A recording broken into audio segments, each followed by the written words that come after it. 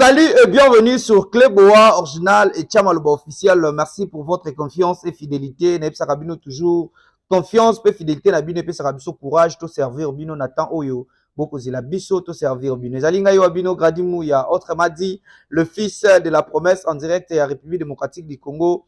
Et pas yoapi toko proposer Bino na mokolo ya lelo. Oezali bongo émission Oyo. Le premier vice-président et Assemblée nationale, le professeur André Mbata, à l'écart bongo na plateau spécial na RTNC boyo kabino moko makambu oyo professeur Mbata alobi na maimatali sécurité ya mboka na biso République démocratique du Congo pe ministre sommet ya Luanda oyo mokonzi ya mboka Félix Antoine Tshisekedi Tshilombo bakisela kai betomu kwa tombolo azalaki bongo parmi ba kambi ya mboka oyo bazalaki na kati ya ministre sommet wana kasi ya bakisaki pe na oyo ezalaki bongo intervention ya porte-parole ya ba M23 alobaki ete bango bako considérer ministre sommet wana te po ba assistaki te ye atuni bango motuna koloba ete bango bako kende kuna po ete bazali banani bako kende kuna na titre nini donc ezali émission oyo ezali pena show makasi nde tokotika bino bolanda na molai nyonso maloba ya le premier vice-président et Assemblée nationale le professeur André Mbata et ngai na bino tokutani prochainement na même chaîne Cléboa Original pecha maloba officiel toko senga na bino bo s'abonner ebele po bozanga ta moko te ya actualité ya mboka na biso République démocratique du Congo pe bo simba na place oyo cloche ezali po ete tango tokucha ba émission et signaler bino bozanga ta actualité mon côté. Alors portez-vous bien, au revoir, à très bientôt. Professeur Mbata, il est vice-président de l'Assemblée nationale. Le plateau spécial est consacré essentiellement au mini-sommet de Luanda, assorti d'une panoplie de résolutions au cours de ce mini-sommet au cours duquel a participé le président de la République Félix Antoine Tshisekedi Tshilombo, le président angolais Joao Lourenço et le président burundais. Également a pris part à ce mini-sommet le facilitateur du conflit en RDC, l'ancien président kenyan Uhuru Kenyatta. En invitant à Luanda tous les chefs d'État concernés et engagés dans les processus de Nairobi et celui de Luanda, le président Joao Lourenço avait pour objectif d'obtenir des engagements fermes pour une cessation des hostilités et envisager un canevas pour la suite des deux processus. Au terme des 6 heures de discussion à huis clos, le président Joao Lourenço, initiateur du mini-sommet de Luanda, Évariste Ndayishimiye, président du Burundi et président en exercice de la Communauté de l'Afrique de l'Est, le président Félix Antoine Tshisekedi Tshilombo de la République démocratique du Congo, M. Vincent Biruta, ministre des Relations extérieures du Rwanda, représentant son président absent, et Uhuru Kenyatta, ancien président du Kenya et facilitateur désigné de l'EAC, ont signé un communiqué final contenant 15 grandes décisions, dont la principale est la cessation des hostilités par le M23. O principal objetivo da mini-cimeira de Luanda. L'objectif principal du mini-sommet de Luanda était d'établir le calendrier de mise en œuvre des actions prioritaires en vue, d'une part, de la cessation des hostilités et du retrait immédiat du M23 des localités congolaises occupées et d'autre part, de la coordination des processus de Luanda et de Nairobi. De Luanda e de Nairobi. A mini-cimeira decidiu o seguinte: a cessação das hostilidades em geral, cessation des hostilités en général et en particulier des attaques du M23 contre les FARDC et la MONUSCO à compter des vendredi 25 novembre 2022 à 18h. B. Respect absolu du prescrit des communiqués des conclaves des chefs d'État de la Communauté de l'Afrique de l'Est de Nairobi du 21 avril et du 20 juin 2022 pour le processus de paix de Nairobi, de la feuille de route de Luanda du 7 juillet 2022 pour le processus de Luanda et des conclusions de la réunion extraordinaire des chefs d'état-major généraux des forces armées de l'EAC, Bujumbura, le 8 novembre 2022. C. Poursuite du déploiement intégral de la force régionale de l'EAC des interventions de la force régionale contre les M23, conformément aux prescrits du processus de Nairobi et au rapport de la réunion des chefs d'état-major de la communauté de l'Afrique de l'Est qui s'est tenue à Bujumbura le 8 novembre 2022 en cas de refus du M23 de cesser les hostilités et de se retirer des territoires occupés. De cessar as hostilidades e retirar-se dos territórios ocupados. Le mini-sommet de Luanda a également demandé au M23 de se retirer des zones occupées et son repli dans ses positions initiales, conformément aux conclusions de la réunion des chefs d'état-major généraux de l'EAC du 8 novembre au Burundi. Enfin, les chefs d'État ont convenu de se retrouver prochainement à Bujumbura pour l'évaluation de l'application de recommandations et résolutions du mini-sommet de Luanda. Monsieur le professeur, bonsoir ou bonjour et bienvenue. À tout dépend de l'heure, bonsoir ou bonjour. Oui. Merci de m'avoir invité. Merci. Quelle lecture faites-vous de ce mini-sommet de Luanda? Bon, je crois que dans l'histoire de nos rencontres internationales, ce mini-sommet revêt une importance particulière. Le président de la République, son Excellence Félix Antoine Tshisekedi Tshilombo, y a pris part, et le médiateur du conflit, le médiateur de l'Union africaine, le président Lourenço l'Angolais, et aussi le facilitateur. Donc c'était un sommet important qui portait sur la crise dans notre pays. Il était important pour nous parce que ce mini-sommet pratiquement traduit aussi, symbolise la victoire diplomatique.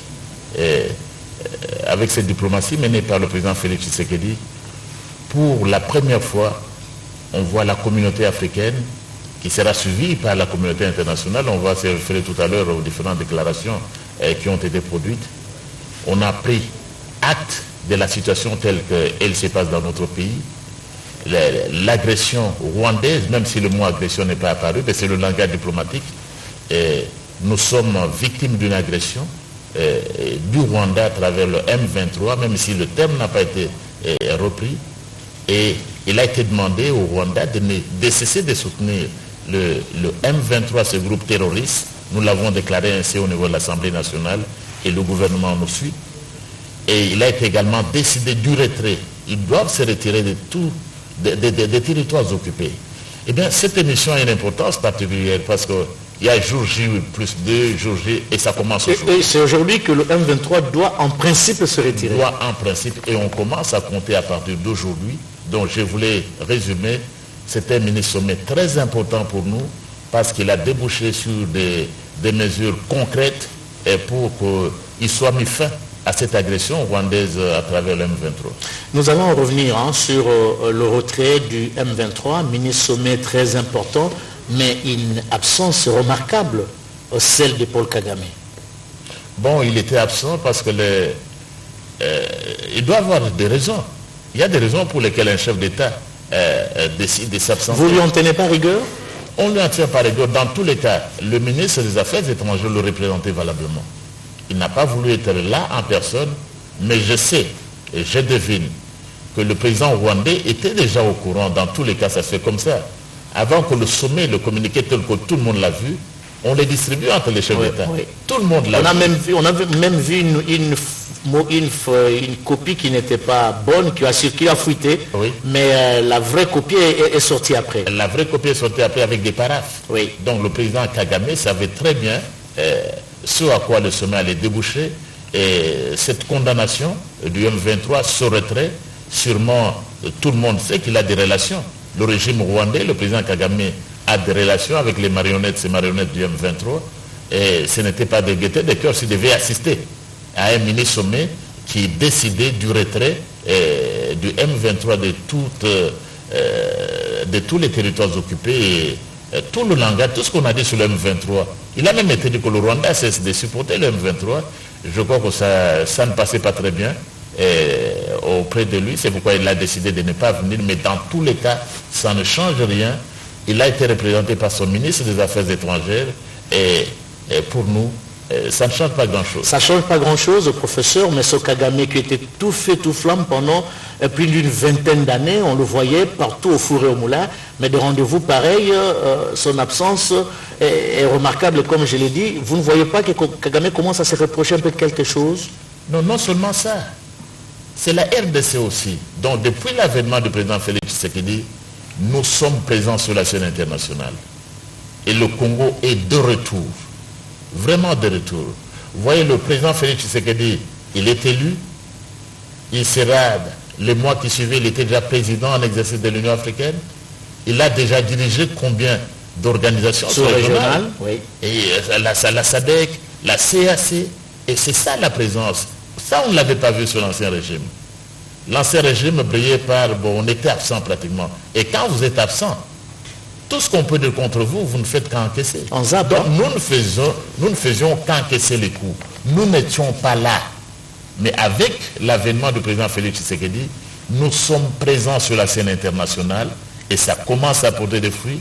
La voix du Congo est suivie. Notre diplomatie est vraiment active et pas seulement la diplomatie classique. Parce que même au niveau la diplomatie parlementaire. La diplomatie parlementaire, on n'en parlait pas assez. Et beaucoup de gens se réveillent aujourd'hui pour se demander mais qu'est-ce que ça signifie la diplomatie parlementaire? Vous pouvez expliquer en si peu de mots cette diplomatie parlementaire? En peu de mots, c'est que vous voyez, la diplomatie classique, elle est menée par les gouvernements. Oui. Mais la diplomatie parlementaire, c'est celle qui est menée par les représentants du peuple. Oui. Les députés, les parlementaires qui représentent le peuple. Mais elles ne sont pas contradictoires. Non. Les deux diplomaties, elles sont complémentaires. Elles sont complémentaires. Okay. Elles se renforcent. Et vous voyez, quand le comité de sanctions des Nations Unies est reçu par le ministre des Affaires étrangères, mais il vient à l'Assemblée nationale et au Parlement et au Sénat. Donc, elles se complètent.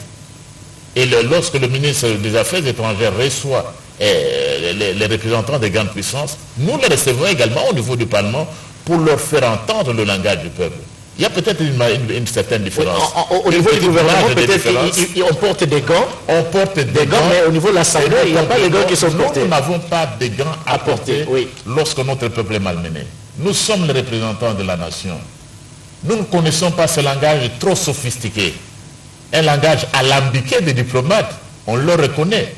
Et même si nous étions nous-mêmes diplomates, mais à ce niveau-là, comme représentants du peuple, lorsque le peuple est martyrisé, nous ne pouvons pas porter des gants, nous le disons directement. Nous avons dit directement, et cela d'ailleurs dans le même sens que le président de la République et le gouvernement, le Rwanda nous agresse. Nous sommes victimes de l'agression rwandaise. Il n'y avait pas de gants à mettre. On ne peut pas dire non, tel pays, un pays voisin, non. On a cité nommément. C'est le Rwanda. Et nous le disons. Et cette diplomatie a porté. Et elle le porte. Elle le porte. Il a porté, vous avez vu le sommet, on parlait tout à l'heure, c'est le point focal, le focus de cette émission, le sommet de Luanda. Vous voyez les résolutions qui ont été prises. C'est le résultat de la diplomatie. Professeur, on revient sur le retrait de M23. Aujourd'hui, c'est le jour J. Vous croyez vraiment que le M23 va se retirer du territoire congolais? Nous n'avons pas à croire, nous croyons que ces marionnettes nous entendent. Ils peuvent avoir, ils ont même ils arrivent facilement à s'exprimer sur certaines chaînes médiatiques étrangères qui leur ont donné la RFI et d'autres. Nous, je ne suis pas... Oui, il y a un représentant du M23 qui a dit que les accords ou les résolutions de Luanda ne concernent pas le M23 parce qu'il n'a pas été représenté. Il devait être représenté en tant que qui? En tant que qui? Pourquoi est-ce que ces journalistes de la RFI n'ont pas posé la question M23? Moi, je ne suis pas ici à la radio-télévision nationale congolaise en train de répondre à une émission qui a été passée sur une chaîne étrangère, la chaîne française. Non, merci. Je ne suis pas là. Et je crois que même nos chaînes, vous ne devrez pas accorder trop d'importance. La RFI, CNN, mais nous avons la RTNC. Qu'est-ce que ça signifie? Ils devaient être présents, ces gens, ces marionnettes du M23. En quelle qualité ils pouvaient être là? En quelle qualité pouvait un groupe terroriste? Non, mais on parle de n'importe quoi. Parce que leur maître à penser était là. Non, mais il était là. Mais comment est-ce que les journalistes peuvent parler le porte-parole du M23 en tant que... Vous aviez dit que vous ne parlez pas des radios périphériques, professeur. Revenons ici. Bon, revenons ici. Au cas où... Ils ne pouvaient pas être là, ils ne pouvaient pas être invités et on ne les invitera pas non plus demain. Au niveau du Parlement, c'est un groupe terroriste. Au cas où le M23 ne se retirait pas du territoire congolais, qu'est-ce qui va se passer? Qu'est-ce qui va se passer? On va le forcer. Et dans tous les cas, nous, au niveau de la RTNC et de la RDC, mais le communiqué de Luanda ne nous suffit pas. Ce n'est pas que nous allons dormir sous nos lauriers. Fallait au-delà. Nous allons continuer. Nous allons pousser, je ne sais pas, j'ai dit ici il y a quelques jours ou quelques semaines, nous allons en finir avec ces marionnettes du M23. Ça veut dire quoi? C'est-à-dire que nous sommes maintenant finis, même si la diplomatie est là, elle va concomitamment avec la guerre, mais déclarons la guerre ouvertement contre le Rwanda, professeur. On a peur, on a honte. Non, on n'a pas peur, on n'a pas honte. Mais quoi? Je dis ceci. Ils sont obligés de se retirer. Sinon la force. Vous avez la force est-africaine. Vous avez notre propre force. Parce que nous avons une armée. Nous allons les bouter dehors. Ces aventuriers du M23, je crois que leurs jours sont comptés. Au cas où ils ne se retiraient pas. Mais nous allons les forcer. Mais vous pensez, monsieur le directeur, que ce peuple va accepter pendant combien de temps à ce que ces marionnettes du M23 soutenues par le Rwanda et dans une certaine mesure aussi par l'Ouganda, qu'ils continuent à occuper impunément notre territoire pendant des mois, mais ce peuple ne va pas le supporter. Nous n'allons pas le supporter. L'Assemblée nationale ne va pas le supporter. Le gouvernement non plus. Notre presse non plus. Le peuple congolais ne va plus tolérer ça. Non, mais fini de ce temps-là des aventures. C'est révolu. Vous pouvez venir chez nous, vous imposez un gouvernement, vous faites un peu comme des maraudeurs, vous volez, vous pillez nos richesses naturelles, vous vous retirez au Rwanda, vous restez quelque temps et puis vous revenez. Cette aventure-là est terminée. Vous avez parlé tout à l'heure du régime de Kigali, du régime de Rwanda. J'étais ici. Je vous avais dit clairement que la façon dont le Rwanda agit, c'est à la manière d'un État voyou. Un État voyou, je l'avais défini, c'est un État qui ne respecte pas les règles élémentaires du droit international. C'est un État voyou. Et quelles sont les règles élémentaires? Vous persistez dans cette définition? Je suis en train de le dire. C'est un État voyou, je ne pense pas que c'est un État qui ne respecte pas les règles du droit international. C'en est le cas. C'en est le cas. Et quels sont les principes du droit international? Allez-y, professeur. L'intégrité, le respect de l'intégrité du territoire d'autres pays. C'est une règle d'or dans la Charte des Nations Unies, dans l'acte constitutif de l'Union africaine, dans tous les textes internationaux. Il n'y a aucune justification de violer l'intégrité du territoire d'un pays. Non, je vais là-bas parce qu'un groupe ethnique est menacé. Qui vous a mandaté, vous? Personne ne vous a mandaté. Et nous respectons ça. Nous n'allons pas au Rwanda, nous sommes une démocratie. Nous n'allons pas soutenir un groupe rebelle au Rwanda parce qu'il est contre le président Kagame, contre le régime. Non, nous sommes respectueux des règles du droit international. Et voyez aussi le cas. Lorsque tous les communiqués condamnent le Rwanda, en fait, ça signifie quoi? Et ils ne respectent pas. Vous devenez un État paria. Non seulement un État voyou, mais un État paria en droit international, comme l'était le régime de l'apartheid en Afrique du Sud.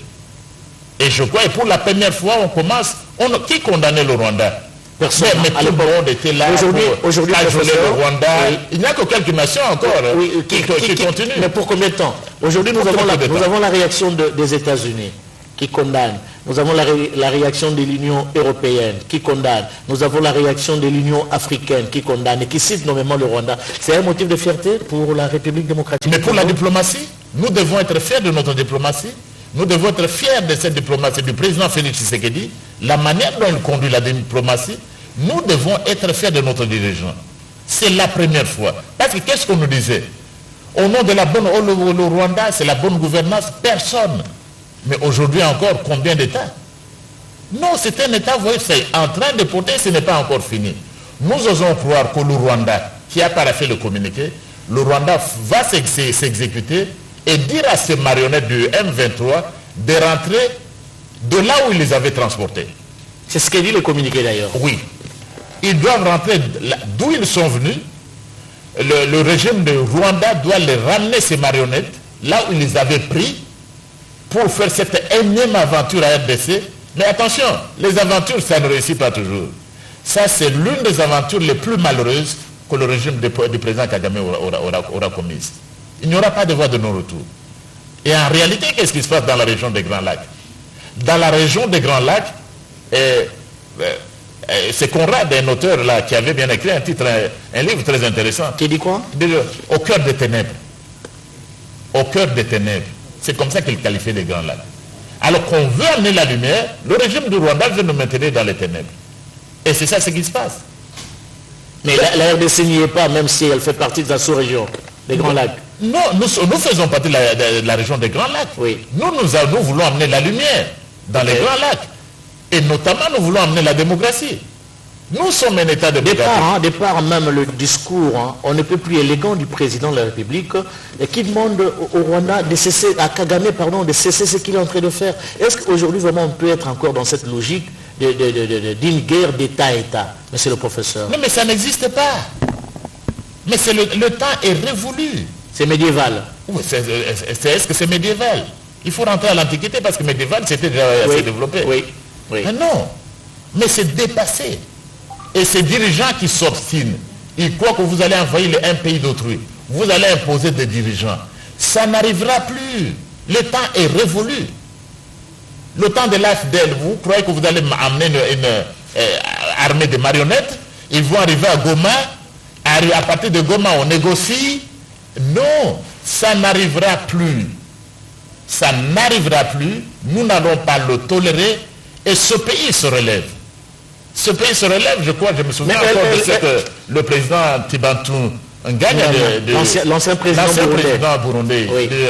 On disait il y a quelques années, quand la Chine se réveillera. Mais il vient de tenir une conférence débat au niveau de l'université de Kinshasa. Oui, nous avions commencé, j'étais également parmi les orateurs, nous avons commencé à l'hôtel du Fleuve. Oui. Il a terminé une merveilleuse conférence hier à l'université de Kinshasa. Me dire, quand la Chine se réveillera, et tout le monde sait maintenant comment, quand la Chine se réveillera. Oui. Et cette RDC, ce pays qui nous a été légué par nos aïeux, est en train de se réveiller.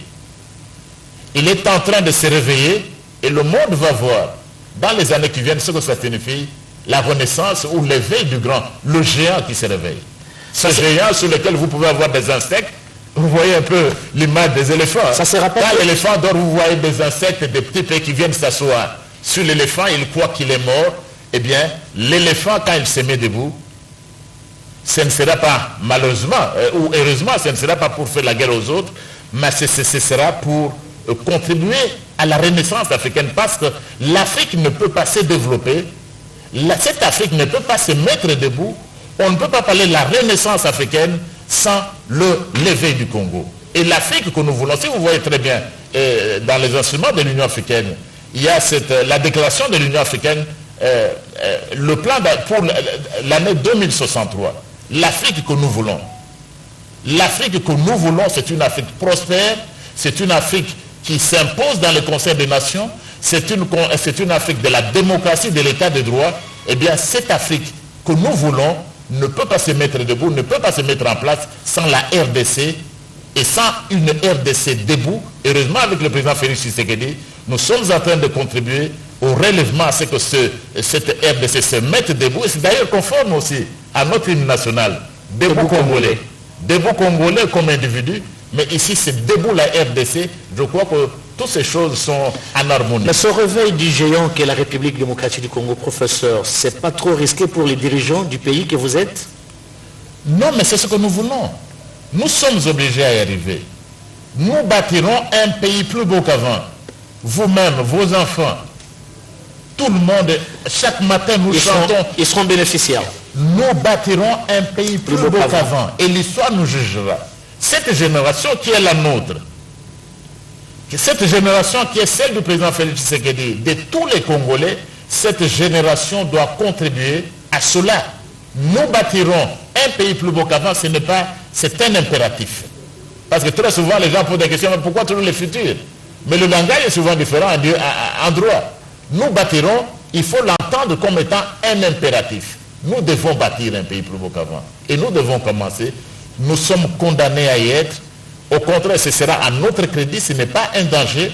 Nous devons, nous voulons cette génération, lorsque nous serons partis de cette terre des hommes, qu'on se souvienne de nous, qu'on se souvienne de Félix Tshisekedi, qu'on se souvienne de vous, de nous tous, comme cette génération qui aura pesé de tout son poids, qui aura donné le meilleur d'elle-même pour que ce pays se mette finalement debout. Sur quoi vous fondez cette position, professeur? C'est parce qu'aujourd'hui, les Congolais est unis comme un seul homme pour dire non à cette agression de plus du Rwanda, et c'est la raison pour laquelle les jeunes gens se font enrôler au sein des forces armées à travers tout le pays? Non, mais je fonde parce que je crois en l'homme congolais. Je crois en vous. Je crois en moi-même également. Je l'ai souvent dit, nous ne sommes pas de la génération des gens qui pleurnichent. Vous savez, il y avait un temps ici dans notre pays, les gens pleurnichaient, voilà, le Rwanda nous a pris. Oh, le Rwanda nous a pris. Oh, voilà le Rwanda. Non, c'est fini. Combien de temps une nation comme la nôtre va pleurnicher devant un petit État? Moi, tu as combien de nombre d'habitants, le Rwanda? Non, mais c'est moins de 20 millions, une dizaine de millions. Et nous en avons combien? Plus de 100 millions. Et 100 millions d'habitants. Comment doit-on continuer à pleurnicher? Non. Et même dans la diaspora, regardez les réseaux sociaux. Parfois, je n'en lis pas beaucoup. Un peuple comme le nôtre, vous véhiculez des messages de voilà, ils sont en train d'avancer, ils sont pris gomard, demain ils seront peut-être acquis. C'est pour démoraliser les... Moi, je n'appartiens pas à cette génération. Vous non plus. Pas moi. Nous ne sommes pas d'une génération qui pleurniche. C'est fini. Non. Et quelqu'un a dit ceci, je ne me rappelle plus le nom, le plus important, ce n'est pas ce qu'on a fait de nous, c'est ce que nous faisons, mais ce que nous avons fait de ce qu'on a fait de nous. Oui. Le plus important, c'est très profond. Ce n'est pas ce qu'on a fait de nous, mais ce que nous avons fait de ce qu'on a fait de nous. Donc, on n'appartient pas à cette génération de pleurnicheurs. Félix Tshisekedi, en tout cas, il n'est pas de cette génération. Il n'en fait pas partie. Vous non plus. Les Congolais de ma génération et de celles qui vont venir, c'est une nation qui ne pleurniche pas, qui se bat. Mais qui se bat avec quelle arme quand on doit bloquer tout un avion contenant l'arsenal militaire acheté par la République démocratique du Congo et bloqué quelque part de par la volonté d'une certaine communauté internationale, professeur? Mais vous avez vu, c'est pourquoi la démocratie paye. J'étais ici, le président d'abord avant nous, pour critiquer l'attitude ambivalente de la communauté internationale, pleine d'hypocrisie. Pleine d'hypocrisie, et surtout les grandes puissances au Conseil de sécurité. Pleine d'hypocrisie. De tous les grands. Notamment de la France, parce que je m'excuse, je vous ai dit au départ que je n'étais pas un diplomate classique. Oui. Parce que c'est la France qui rédige la résolution. La France est passée maîtresse dans la rédaction de résolutions sur la RDC. Et on vous dit non, ce n'est pas l'embargo, c'est la notification. Mais le représentant, le comité de sanctions est venu à l'Assemblée nationale. Nous lui avons dit, il ne faut pas jouer avec les mots. Moi, je suis un peu anglophone, on ne joue pas avec les mots comme en français. Non, il faut être clair. Pourquoi la notification? Mais c'est un embargo implicite et indirect. Vous, nous sommes condamnés, nous sommes attaqués, on tue notre population, et vous nous interdisez, vous demandez à ceux qui nous vendent des armes de les notifier. Quand le Rwanda qui nous pille, quand le Rwanda qui nous tue, paie les armes... C'est le même comportement? Est-ce qu'il y a la notification? Non. J'ai suivi un communiqué de notre vice-premier ministre Rutundula qui a dit que le Conseil de sécurité est en train de réfléchir maintenant pour enlever la notification. Il a fallu qu'on parle. Et puis vous savez, monsieur le directeur, en droit international, ce sont les rapports de force. Ce sont les rapports de force. Ça, c'est une chose. Deuxième chose, on sait déjà qu'il n'y a pas d'amis, il n'y a que des intérêts. Tout, très beau ces discours-là, nous sommes les amis, et ceci, non, il n'y a que des intérêts en droit international. Et puis, ce n'est pas nous, je ne veux pas, ce n'est pas nous qui critiquons la communauté internationale, mais demandez à nos amis français. Mais le général de Gaulle qualifiait les Nations Unies de machin. Oui. De Gaulle qualifiait l'ONU de machin. En ce temps-là. En ce temps-là. Nous ne sommes pas arrivés jusque-là. Nous sommes un pays membre des Nations Unies. Nous ne disons pas ça, nous n'allons pas jusqu'à dire ce que De Gaulle disait. Mais nous critiquons, nous sommes membres de la communauté internationale. Les États sont égaux et souverains. Nous avons le droit d'être traités dignement. Et Dieu merci, si le message a été compris, qu'ils doivent enlever leur fameuse notification. Vous ne pouvez pas demander à un peuple qu'on est en train d'assassiner de ne pas se défendre. Mais c'est un crime. C'est un crime contre l'humanité. Mais ceux qui ont fait quelle était l'intention de ceux qui ont fait cette résolution? C'était pour séduire le Rwanda. Donc on vous tape dessus, on veut vous mettre les concrétiser ce plan de balkanisation de la République démocratique. Ça n'aura pas lieu. On en parle trop, c'est depuis 1960. Lumumba l'a dit. Il n'y aura pas de 62 ans après. Il n'y en aura pas. Et je vois aussi souvent certaines personnes de politiques qui parlent de la balkanisation. Et même dans les médias, et même des auteurs, il n'y aura pas de balkanisation de ce pays. On en parle depuis 60 ans, il n'y en aura pas. Parce que notre peuple ne le veut pas. Parce que le peuple ne le veut pas. Le peuple souverain du Congo ne le veut pas. Il n'y aura pas de balkanisation. Ce pays peut être beau, et il est beau. Il peut être grand, il est grand. Il peut être riche. Il est l'un des plus riches de la planète. Oui. Le peuple congolais le veut tel. Il doit contribuer au bonheur de son peuple. Il n'y aura pas de balkanisation. Et nous n'allons pas tolérer une quelconque balkanisation. Et tous ces pays voisins qui pensent qu'ils peuvent séparer, diviser la RDC comme des petits morceaux, je crois que eux et leurs dirigeants, ils se trompent d'adresse. Ils se trompent, ils partiront même, avant même que ce projet-là chimérique puisse se réaliser. Il ne se réalisera jamais. Ce pays ne sera jamais balkanisé.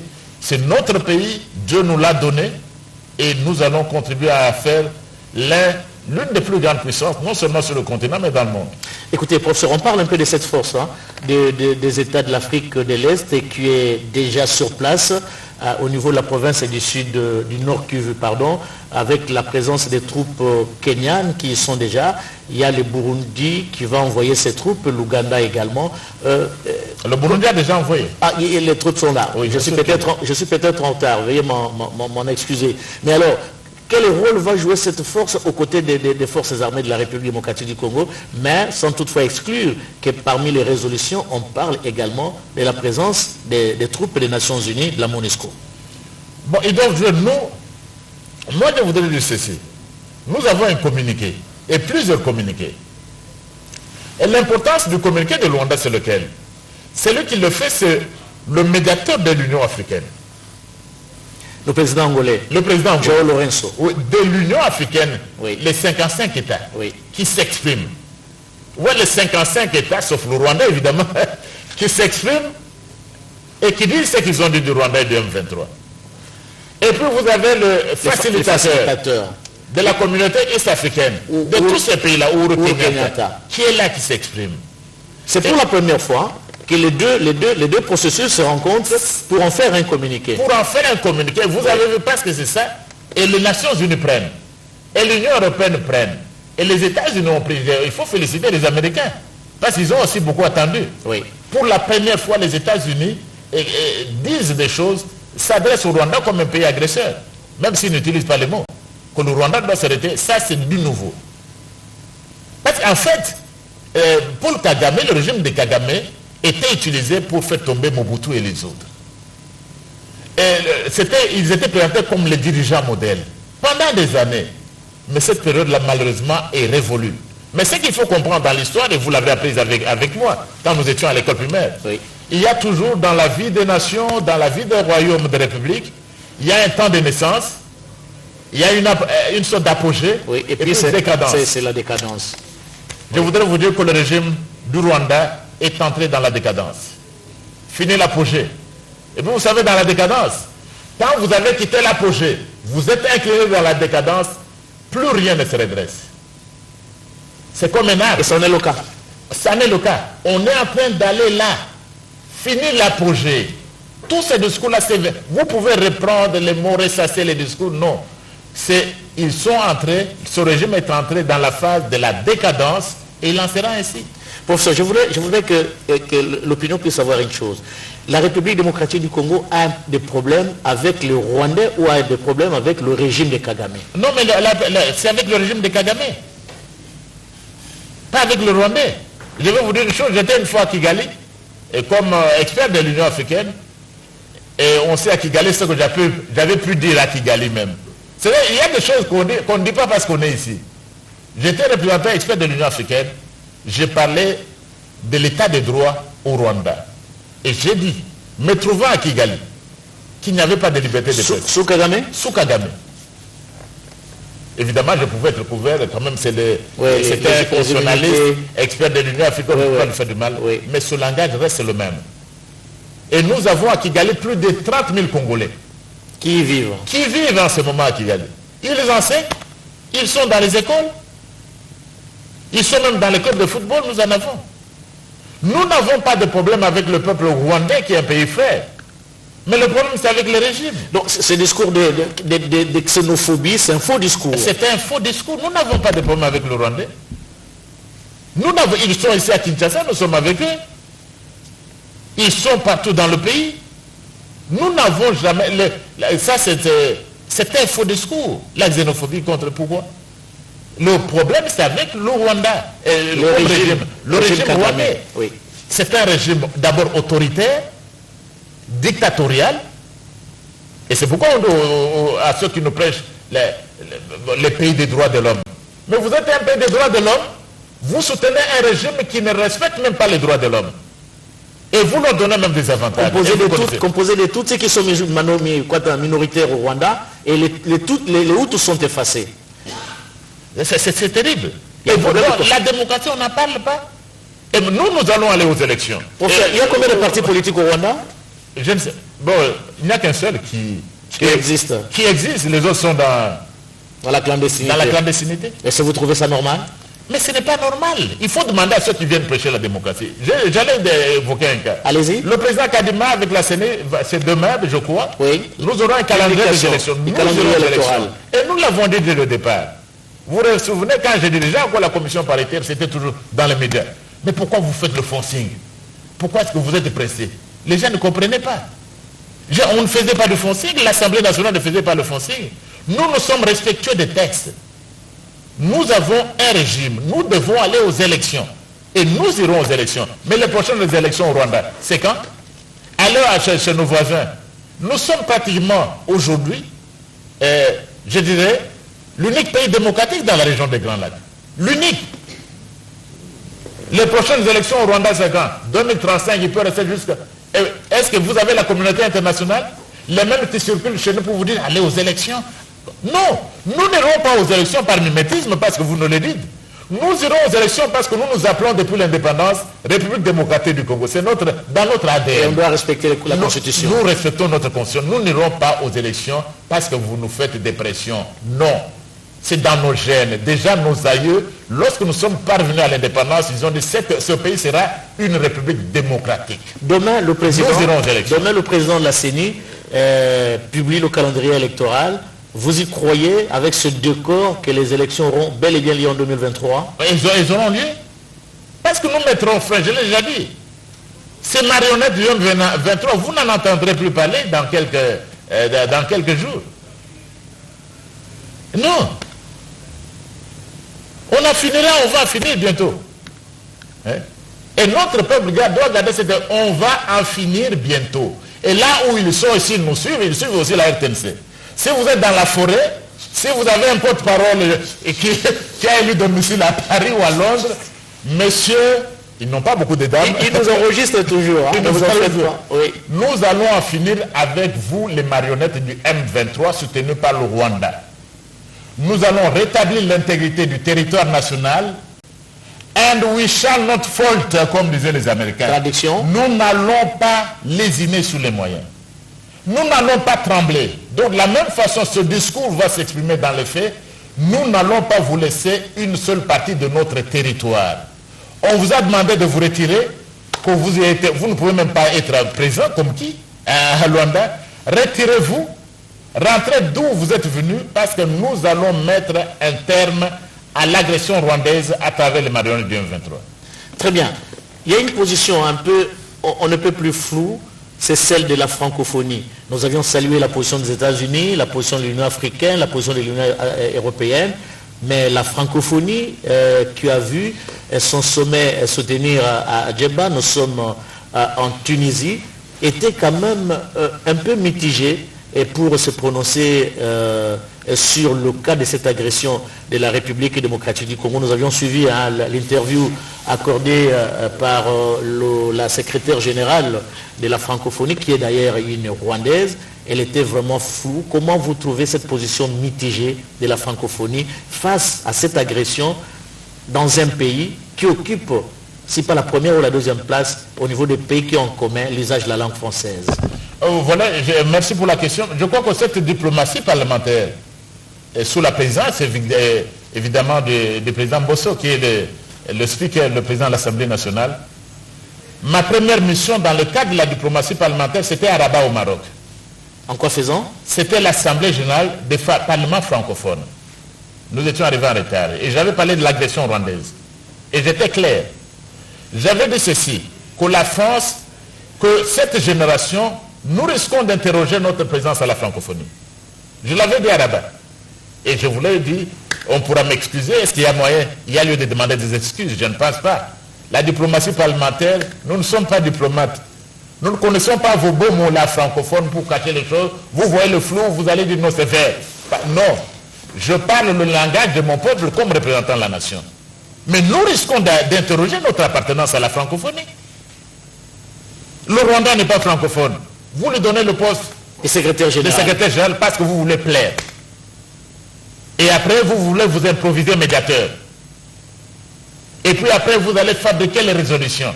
Quand on fabrique les résolutions, la notification, vous allez embrouiller les gens. Dire non, ce n'est pas l'embargo, c'est la notification. C'est la France. Non.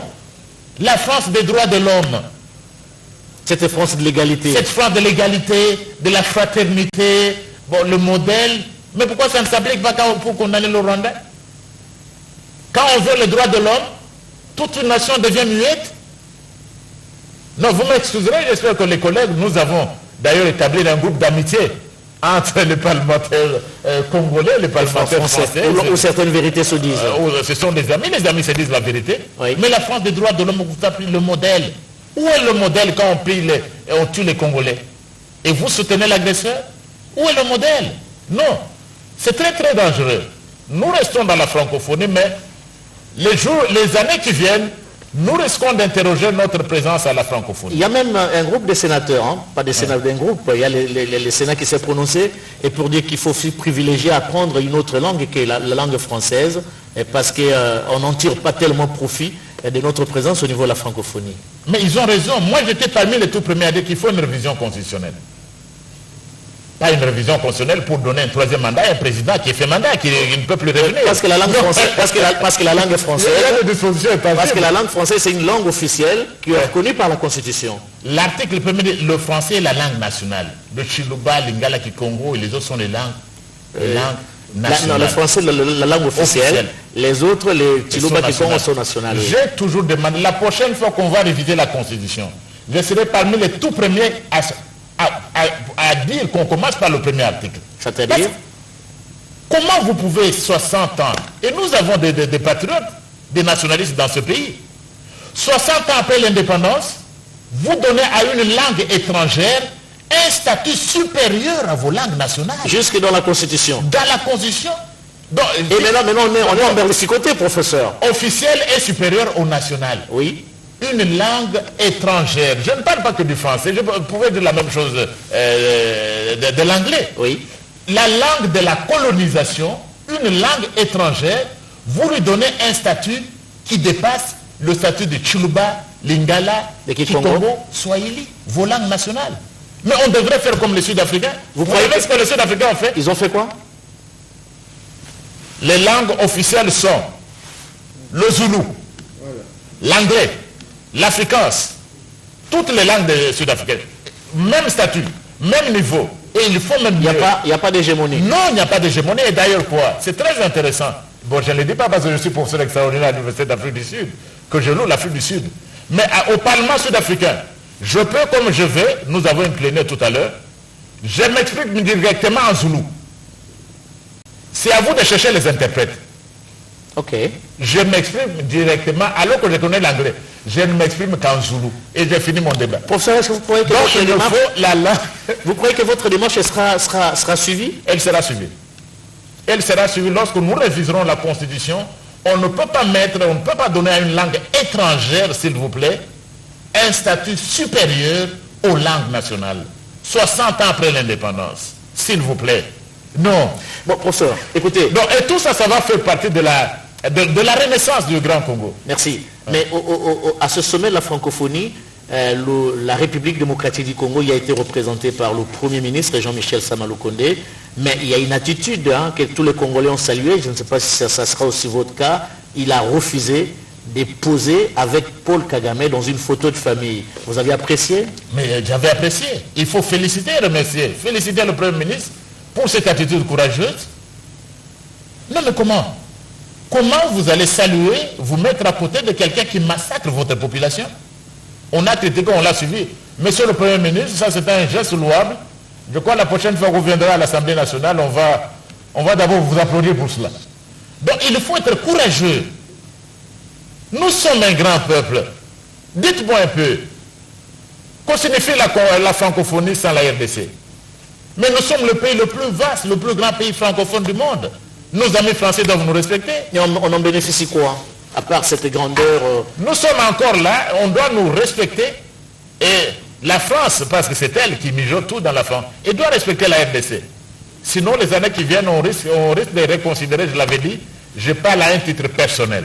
Oui. Professeur des universités, j'ai droit au chapitre, oui. Je l'enseigne. Comme scientifique. Comme scientifique et comme constitutionnaliste. Oui. À titre personnel, la prochaine révision de la Constitution, ce ne sera pas sur le mandat. On commencera par l'article 1er. Une langue étrangère ne va pas avoir un statut supérieur à nos langues nationales. Je parle à titre personnel. La France doit respecter la RDC. Nous sommes le pays le plus grand pays francophone. Sinon, les générations venues, même les générations présentes, vont commencer à se poser des questions. Parce que la francophonie, ce n'est pas seulement la littérature quand même. Ce n'est pas la poésie. Non. Encore moins la prose. Non, encore moins la prose. Non, ce n'est pas ça. Ce n'est pas du théâtre, la culture. Non, on n'en a pas besoin. Donc il faut respecter la culture. Même quand je parle de langue nationale, il faut respecter la culture du peuple. Nos ancêtres ne sont pas les Gaulois. Nos ancêtres sont des Bantous, ce sont des Africains. Bon, qu'on m'excuse, mais c'est un langage, je crois mes amis français, on vous entend pas rigueur, professeur. On ne m'entendait pas rigueur. Il y a quelques années, j'étais professeur invité à l'université Paris 13 en France. Oui. J'étais également professeur invité à l'université Paris Sud en France. Merci aux amis français qui m'avaient donné ces statuts. Et avec le respect, donc on connaît la France. C'est une fierté nationale. Pour ça, je vous pose peut-être la dernière question. Demain, le président de la CENI publie le calendrier électoral. 2023, selon la Constitution, les délais constitutionnels, on va aux élections. Vous croyez qu'avec ces deux corps qui est planté au niveau du Nord Kivu et au niveau de l'Ituri, vous croyez que les citoyens congolais qui sont dans ces deux provinces vont aller voter au même titre que celui qui est à Monkoto, qui est à Bwende, à Ikela, à Befale, à Djolou, à Kasumbalesa, je vais dire quoi, Lupatapata, oui. Ils vont aller voter au même titre que ces gens dans la sérénité et le calme va revenir, la paix va revenir dans cette partie du territoire. Je crois que c'est la raison pour laquelle lorsque nous avons le budget, c'est peut-être lundi, nous donnons à la CENI tous les moyens. Nous n'allons pas donner à la CENI tous les moyens et être indécis. Je vous l'ai déjà dit, monsieur le docteur, moi je n'appartiens pas à la race des pessimistes. Non. Nous allons y mettre un terme. Nos compatriotes vont aller aux élections. Mais attention, tous ces diplomates, les amis qui circulent aller aux élections, tout ça nous comprenons. Mais dites au Rwanda, dites aux amis au Rwanda, le régime de Kigali, de ne pas interférer dans nos affaires. Nous voulons aller aux élections.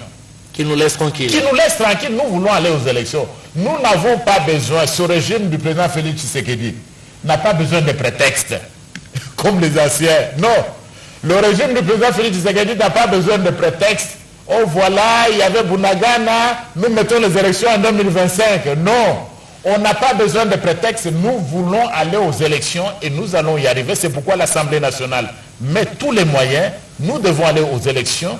Et lorsqu'arrive le temps d'enrôlement, que cela se fasse. Évidemment, parlant de l'Est, je voudrais dire un mot. Nous devons, le président l'a dit, nous devons rester vigilants. Ce n'est pas parce qu'il y a un communiqué de l'Union africaine que nous allons noter, non. On ne va pas nous sauver sans nous. Dieu lui-même ne peut pas nous sauver sans nous. D'après ce que dit la Bible, qui est bien connue de la plupart de nos compatriotes, parce que la plupart des Congolais sont croyants. Même Dieu ne peut pas vous sauver sans vous. Nous n'allons pas nous taire, croiser les bras, vous voyez, il y a eu Luanda, il y a eu Washington, non. Nous restons vigilants et engagés jusqu'à ce que notre territoire soit libéré, notre peuple vive dans les meilleures conditions, et parce que vous parlez des élections, que notre peuple aille dans les délais constitutionnels, élire les dirigeants de son choix, élire pour une nouvelle phase, que le peuple aille calmement aux élections.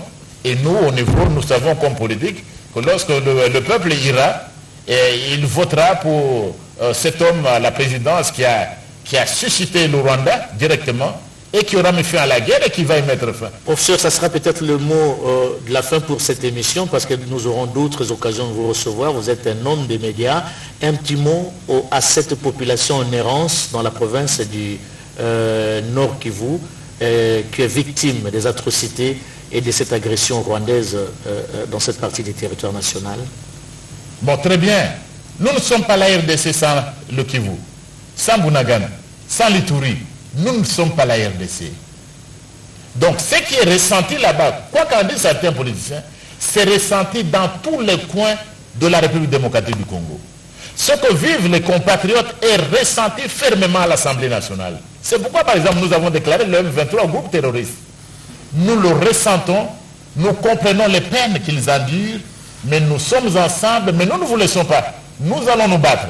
Nous allons nous battre pour que vous regagnez vos maisons, vous regagnez vos résidences, vos champs. Vous regagnez vos champs et vous puissiez produire et contribuer à faire de ce pays un pays plus beau qu'avant, une grande puissance au cours du continent africain. Donc, nous sommes ensemble, ne perdez pas d'espoir. Le président de la République, Félix Tshisekedi, son gouvernement, le Parlement, l'ensemble de vos compatriotes, nous sommes ensemble et nous allons mettre fin à cette guerre, à cette humiliation qui nous est imposée pour la dernière fois. Parce que on ne répétera plus cela. Donc notre peuple garde espoir, nous allons y mettre un terme, nous devons construire un pays plus beau qu'avant, ce sera un pays pacifié, un pays démocratique, un pays prospère, un pays dont toute l'Afrique sera fière. Professeur Mbata, laissez-moi vous dire merci d'avoir répondu à notre invitation.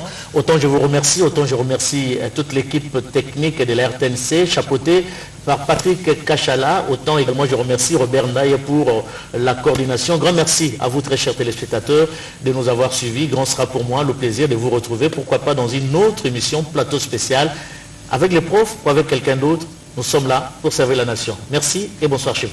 Masolo ya kwanga tikela bateke ya immobilier tikela Imo Congo hôpital ya PDG expert docteur en immobilier Leinza Umayala pokuna mapangu nyonso eza ya koteka sans exception esengeli boyebake pona ba problème na bino nyonso etali vente achat paie location équipe ya ba professionnel ya Imo Congo hôpital ba traitaka yango dada avec impact na idéologie botu na nganini ba service eza yele na Imo Congo hôpital lokola vente achat location paie likambo etali déménagement na bino bomi tungisa kutu te po ba bis permanent etandami wana kaka pona ko servir ba client na bango. Bonjour, les angai président ya Imo Congo hôpital.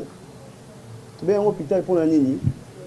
Donc toute personne ozoluka ndaku ya kofutela to ya kosomba pana biso baza ba maladie en immobilier. Alors nous sommes là pour na traiter cause de solution.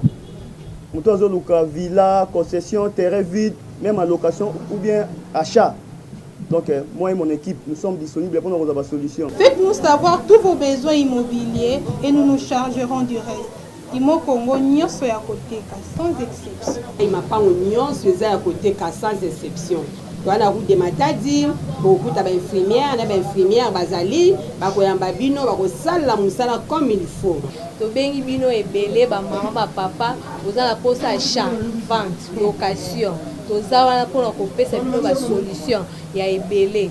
Mama kozala de cité toza awa biso moko okoti ozu lobiko na yo. Mapango nyonso eza ya koteka sans exception. Biso na Imo Congo hôpital, mapango nyonso eza ya koteka sans exception na bino.